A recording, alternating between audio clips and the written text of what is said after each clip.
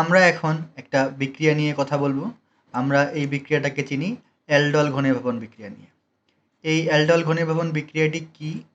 এই বিক্রিয়ায় কেন আমাদের লঘু ক্ষারের প্রয়োজন হচ্ছে এবং এই বিক্রিয়াটার ক্রিয়াকৌশল কীরকম, এই সব বিষয়ে আমরা এখন একটু আলোকপাত করব। তো অ্যালডল ঘনীভবন বিক্রিয়া কি?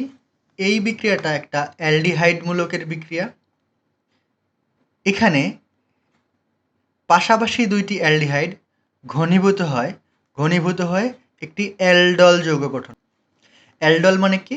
অ্যালডল হচ্ছে এমন একটা যৌগ যেখানে অ্যালডিহাইড থাকবে এবং অ্যালকোহল থাকবে, এই দুটো মিলে হচ্ছে অ্যালডল।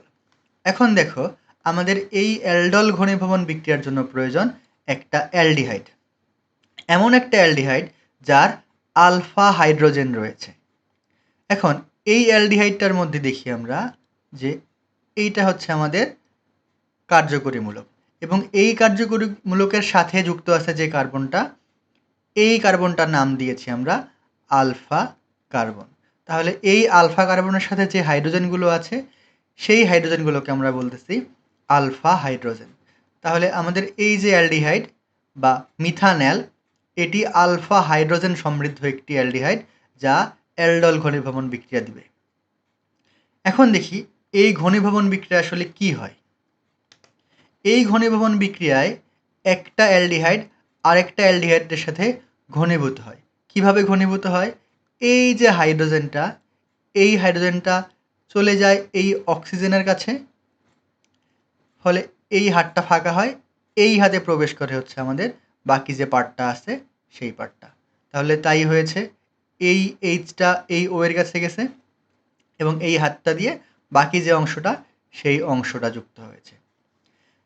তো অ্যালডল ঘনীভবনের ক্ষেত্রে আমরা কি দেখলাম? আমাদের ম্যান্ডেটরি একটা জিনিস লাগবে, সেটা কি? যে এমন একটা অ্যালডিহাইড যার আলফা হাইড্রোজেন রয়েছে এবং একটা ক্ষার, সেটি হতে পারে সোডিয়াম হাইড্রোক্সাইড, হতে পারে পটাশিয়াম হাইড্রোক্সাইড, যা হবে কিনা লঘু।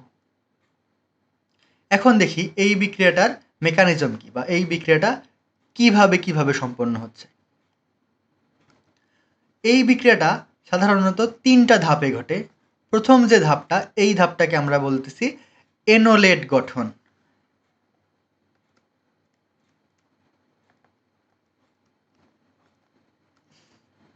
এই যে আয়নটা, এই আয়নটাকে আমরা বলতেছি এনোলেট।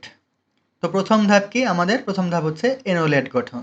তো এই এনোলেট গঠনের জন্য খুবই সামান্য পরিমাণে সোডিয়াম হাইড্রোক্সাইড হলেই আমাদের এনোলেটটা গঠিত হয়। এই জন্য আমরা কি নিয়েছি? লঘু একটা ক্ষার নিয়েছি, যেখান থেকে আমরা OH পাব। তাহলে এনোলেট গঠনের জন্য আমাদের প্রয়োজন খুবই সামান্য পরিমাণে OH, যেটা আমরা পাই লঘু সোডিয়াম হাইড্রোক্সাইড থেকে অথবা লঘু পটাশিয়াম হাইড্রোক্সাইড থেকে। যদি আমরা এখানে লঘু ক্ষার না নিয়ে আমরা যদি গাঢ় ক্ষার নিতাম তাহলে কি হতো? তাহলে এখানে কেনিজেরো বিক্রিয়া হতে পারতো। কেনিজেরো বিক্রিয়া ছাড়াও বিভিন্ন রকমের পার্শ্বশিকল বিক্রিয়া হয়ে যেতে পারতো, যেটা আমাদের অ্যালডল ঘনীভবন বিক্রিয়া হতে বাধা দিত। এজন্যই আমরা কি করেছি? আমরা সামান্য পরিমাণে লঘু ক্ষার নিয়েছি, যেটা আমাদের এনোলেট গঠনে সাহায্য করবে। এখন দেখা যাক, এই যে এখানে আমরা যে ক্ষারটা নিয়েছি সোডিয়াম হাইড্রোক্সাইড, সেটা প্রথমত বিয়োজিত হয় বা আয়নিত হয়। আয়নিত হয়ে সোডিয়াম আয়ন এবং হাইড্রোক্সাইড আয়ন তৈরি করে। আমাদের এই যে হাইড্রোক্সাইড আয়ন, এই হাইড্রোক্সাইড আয়ন পরবর্তীতে আমাদের একটা আলফা হাইড্রোজেন যুক্ত অ্যালডিহাইডকে আক্রমণ করে। এটাই হচ্ছে আমাদের সেই আলফা হাইড্রোজেন যুক্ত অ্যালডিহাইড। এই অ্যালডিহাইডের এই এইচটা এর কাছে এই ওএইচটা আক্রমণ করে তৈরি করে হচ্ছে একটা পানি। তাহলে এখানে অবশিষ্ট থাকে কি? অবশিষ্ট থাকে এর একটা হাত আর বাকি যে আয়নটা আছে সেই আয়নটা। এই আয়নটাকে আমরা বলতেছি এনোলেট আয়ন। তাহলে প্রথম ধাপ শেষে আমরা কি পেলাম? প্রথম ধাপ শেষে আমরা পেলাম একটা এনোলেট আয়ন। দ্বিতীয় ধাপে কি হয়? দ্বিতীয় ধাপে এই যে এনোলেট আয়নটা আমরা পেয়েছি, সেই এনোলেট আয়নটা আরেকটা আলফা হাইড্রোজেনওয়ালা আমার যে অ্যালডিহাইড আছে তাকে আক্রমণ করে। এখন দেখো এখানে কি হয়? এই কার্বন এবং অক্সিজেনের মধ্যে অক্সিজেনের তড়িৎ ঋণাত্মকতা বেশি, তার মানে এই অক্সিজেন ইলেকট্রনটাকে নিজের দিকে নিয়ে নেয়, নিয়ে নিলে অক্সিজেন হয়ে যায় মাইনাস, কার্বন হয়ে যায় প্লাস। এখন এই যে এনোলেট আয়ন, যেটা আমাদের একটা অ্যানায়ন, সেই অ্যানায়নটা এসে এই কার্বনটাকে, যা কিনা ধনাত্মক চার্জে চার্জিত ছিল, তাকে আক্রমণ করে।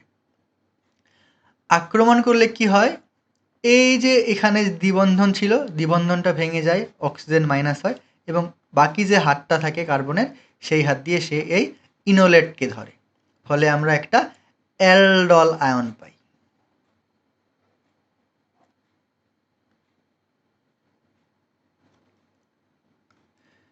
তৃতীয় ধাপে কি হলো, ওই যে অ্যালডল আয়নটা আমরা পেয়েছি, সেই অ্যালডল আয়নে আমাদের এক অণু পানি আসে, বা বেসিক্যালি আসে হচ্ছে আমাদের প্রোটন। এই এইচ প্লাসটা, যেটা কিনা প্রথম ধাপে তৈরি হয়েছিল, সেই এইচ প্লাসটা এসে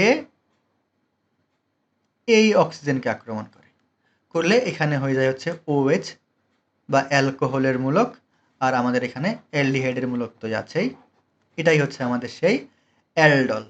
তার মানে অ্যালডল ঘনীভবন কি, যেই বিক্রিয়ায় দুইটা অ্যালডিহাইড ঘনীভূত হয়ে, কার উপস্থিতিতে, লঘু ক্ষারের উপস্থিতিতে ঘনীভূত হয়ে একটা অ্যালডল তৈরি করে, তাকে আমরা বলতেছি অ্যালডল ঘনীভবন বিক্রিয়া।